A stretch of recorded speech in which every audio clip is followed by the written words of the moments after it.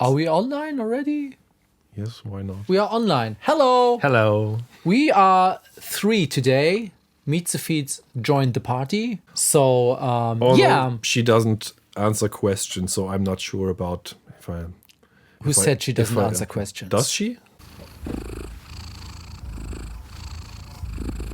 Hope that helps.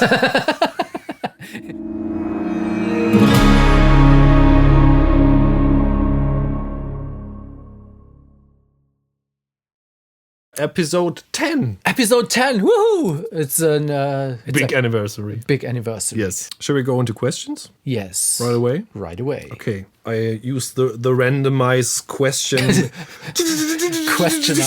Questionizer. And we have a question from songwriter till 8726. He wants to know, please explain parallel compression.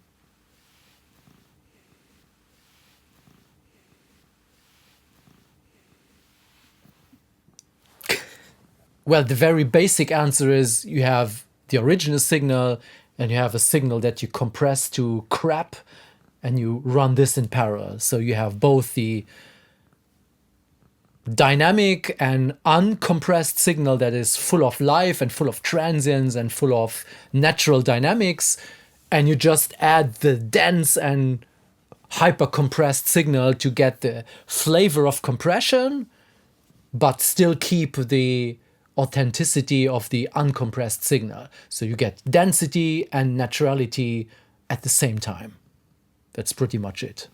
Yeah. Works great on drums, works great on everything. So basically, if you want the sound of compression, this density like with the naturality of the natural transient, let's say of drums, for example, so you have the natural thing and you add up this power ball of compression sound in parallel and have best of both worlds. Yeah. Yeah. That's it.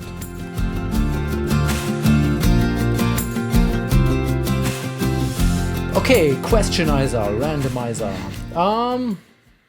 Oh, this is not much a question, but it's I wrote a note to myself, which a thing that I've heard so many times when I've had artists in the studio that said, yeah, but we just want to make a demo. Mm-hmm. It's we don't want a big production or something. It's just a demo. What does that trigger in you when I say you? Yeah, I mean, a lot of productions that I work on start as demos, become the final thing. So you better put in your best and not go like it's just a demo.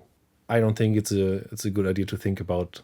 You think like that. Record it always as if it was the finished thing. Yeah. Because sometimes you end up using the scratch vocals or something in the final. Yeah. That's what I mean. You know, sometimes I get sessions to produce and they're like, yeah, but it's just scratch tracks. And then I'm like, but just record them well. Why waste the time of doing it twice? Especially when it's like the same setup. You know, when it's like a guitar player who maybe records at home and he's like, I'm going to use this guitar and this amp and this mic. I'm going to do it like this anyways. Especially then I don't understand. Why don't you just play a take that's in tune and tight? Yeah, and try to put the microphone more or less where you would put it. Yeah. But I had something, a different problem in mind. It's when people go to the studio to actually really record, spend money, and then it's like, yeah, but it's just a demo. It's not supposed to be like it's not going to be a CD. Back in the days when we still made CDs. Now it's streaming, but it's just to show what we do. Okay, now I get it. They pay money, maybe they come to Tidalwave Studio, want to record, but they're like, yeah, don't worry, it's just a demo. Yeah, but this is terrible idea because there is no such thing as just a demo. If you're showing what you want to do, then show your best side. It's just to get gigs. Do you think that if somebody who is hiring bands for a festival or something and he gets a crap just a demo and he gets a really great song, it's not what is just a demo? Which one is he going to pick? The one with the professional attitude, with the great sound, with everything cool, or the just the demo thing? This shows sloppiness in attitude, shows sloppiness in everything. There's no such thing as just a demo. So never do just a demo. Always go full speed. And the funny thing is, most of the time it's not that much more act just put a fresh damn head on that snare so that it doesn't sound like crap. Yeah, there's not a lot of difference sometimes between the actual thing and the demo thing. So just go that extra step. Always go the extra mile. Yes. Let's go an extra question. An extra question. Okay.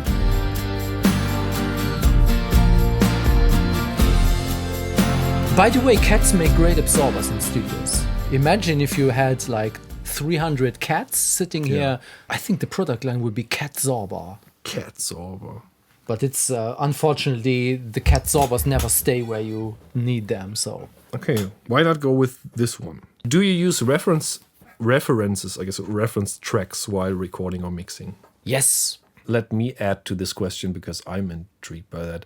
When, like, say you mix a song, when in that process is roughly the first time that you will play a reference track? When I think that I'm almost done, or when I think that I'm done with a static first mix. Yes. So let's say you worked 4 hours on a static mix. This is a good point to maybe put in something that is roughly in the ballpark of what you are working on, and then all I do is like I put it in and I switch, and it's like, okay, it just feels fine. Yeah. Sometimes it's like, I'm a little bit dark, or I'm a little bit bright, or I'm a little bit dry, or something. Yep. Or just something hits you, and then it's like, okay, thank you, bye. It's like giving yourself a fresh set of ears. You're just your perception. Recalibrating your Recalibrating, ears, thank you, basically. that's it. Yeah. That's how references should be used, for nothing else. Same for you?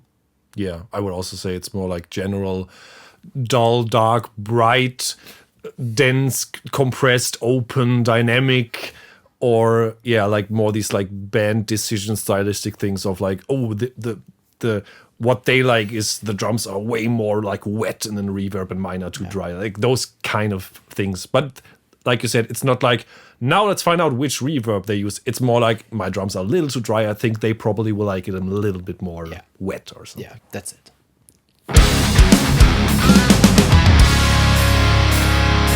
By the way, we started our mini masterclass series, and I just wanted to point out that those masterclass parts will be in separate videos now on the channel. Yes. We won't include them here anymore. We did it on the first 2 episodes. We changed our minds. The series is still there, but it's right here. It will be right in here. its own place. Yeah, we will link Because to it's it, and then you can check it out. So we show you how we produce, record, mix a complete mini song, see how we do it, find some inspiration and find some techniques, and see how difficult some things are, but also how easy some things are to do. Yes. Yeah, that's it. Cool. How easy is this question? I'm scared. Nico asked, Kemper, neural DSP, or real amp? Scared. Kemper, neural DSP, or real amp? For me personally, in like mixing situations, I don't care as long as it sounds good. I think the thing also is, you always only ask questions if something doesn't work. You never question something when it works. So if I get something, send something to mix, and it just sounds cool, I don't care what it was. If it doesn't work, I'm like, the guitar is then I might be like, hey, was this a plugin? Do you have the DI? Send over the DI, exactly. we can reamp it. And but work as on long as it works, Yeah. there's no need to question what it was. Yes, I think maybe the question here was also asked because of this. Nico, do you like the sound that you have? If you like it, so just use what you used for it. But if you don't like it, then maybe switch to something else. Yeah, and then you just have to consider different points. Do you want to carry around heavy stuff? Do you want to have something portable? Do you want to have something that is recallable all the time? That's maybe also a factor that plays into like plugins and Kempers, as opposed to having to put a microphone in front of an amp. Do you have a room? Do you have the room where an amp can blast into so many variables? Yeah, I think, but maybe the answer is just be aware of those variables. Yeah. And then go figure out what your situation is. But it doesn't matter as long as it sounds. If it sounds fine. good, it's fine, and it doesn't matter. Yeah. Yeah. So buy plugins. Yes, a lot of them. A lot of them. Hey, if you like our podcast and this channel, consider subscribing if you haven't yet. And also, leave a comment and ask a question so we can cover one of your questions in a future video. And last but not least, go tell a friend about it. Thanks. Hi guys, I have a question. In metal music, I often read about quad tracking guitars. Do you use this technique? If not, but I wanted to try it, how would you recommend proceeding? Are you quad tracking? Never. Never. Me neither. I mean, okay, we don't use it, but if I would choose like quad something, then it would be quad sound. So you have like guitar left, guitar right, you record with amp A, amp B, but also record the DIs, and then you run the DI1 into something completely different and DI2 into something completely different, just to make the sound richer. Yeah. I never heard or known of an example where I was like, oh my God, this is so much better, I need to do this. Never. No, it would be rather stacking different things like bottom, medium guitar, higher guitars, something like this, but not 4 times exactly the same. You don't win anything with it. Don't quad track. Yeah. Okay, so we can have dinner now. Yeah, have dinner.